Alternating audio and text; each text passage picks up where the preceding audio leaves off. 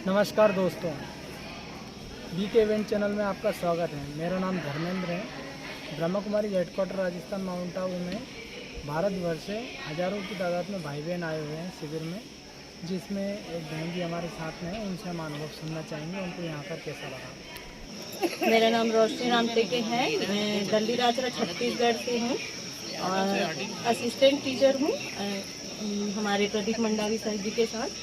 और मैं 1 साल हुआ है इस संस्था को ज्वाइन की हूँ। मेडिटेशन सीखना था मेरे को, तो मैं ब्रह्म कुमारी, मेरा तबीयत खराब हो गया था, मेरे को बच्चेदानी में सिस्ट हो गया था, तो वो बहुत ज़्यादा बढ़ गया था, तो ऑपरेशन कराना पड़ा। पर ऑपरेशन के बाद जो बायोप्सी हुआ उसमें कैंसर आया।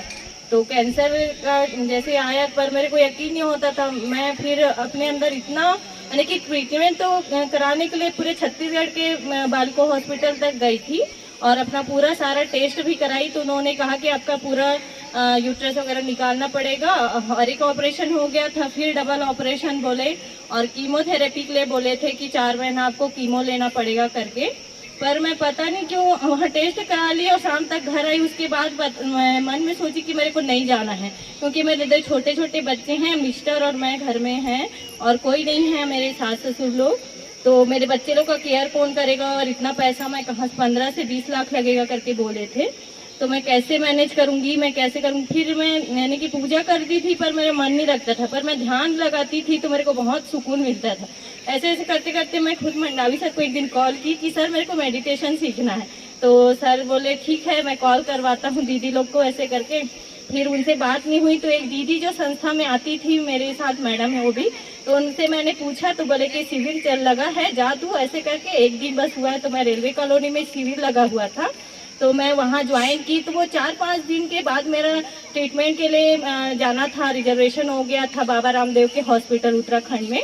तो मैं 4-5 दिन जो शिविर में गई और उसके बाद जो मेरे अंदर जो एक पॉजिटिविटी आया और इतना आत्मविश्वास हुआ कि मैं ठीक हो जाऊंगी, मेरे को किसी डॉक्टर की जरूरत नहीं है, मैं नहीं जाऊंगी। और बाबा को रोज बोलती थी कि अगर मैं मर भी गई तो मेरे को दुख नहीं होगा, आप जानो, ऐसे करके मैं उनके ऊपर पूरा छोड़ दी थी कि मेरे को ठीक होना है करके।